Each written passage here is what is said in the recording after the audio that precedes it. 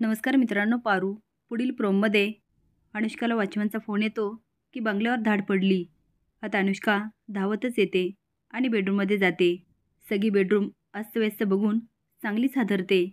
कपाटामधून घाईघाई laptop काढते आणि check करत असते. तेवढ्यात आदित्यचा फोन येतो. अनुष्का ताबडतोब घरी ये. आता अनुष्का घाबरते आणि पुन्हा किर्लोस्कराच्या बंगल्याकडे धाव घेते. या नादात पारूच्या हाती काय लागलं हे काही तिच्या ध्यानात येत नाही.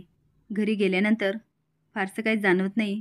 ती आता रात्री पारूला पकडते आणि म्हणते, काय गे पारू, त्या बावळट प्रीतमला घेऊन माझ्या घरी गेली होतीस. काही लागलंय का तुझ्या हाताला? पारू म्हणते, तुमचा समदा खेळ संपेल असा पुरावा लागलाय माझ्या हाती.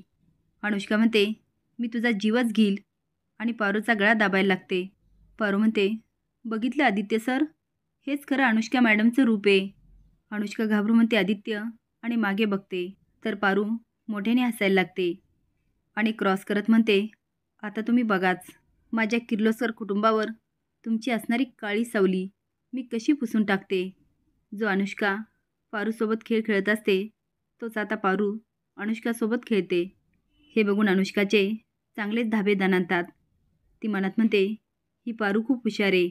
मला लवकरात लवकर त्या आयल्या आणि आदित्यला संपवावं लागणार. पारू पुढे जाते आणि हळूच मागे बघते. अनुष्काच्या चेहऱ्यावर भीती आणि मनात विचार चालू असतो. पारू गालातल्या गालात हसते आणि निघून जाते. तुम्हाला काय वाटतं, कुणालाही कमी नाही लेखलं पाहिजे का?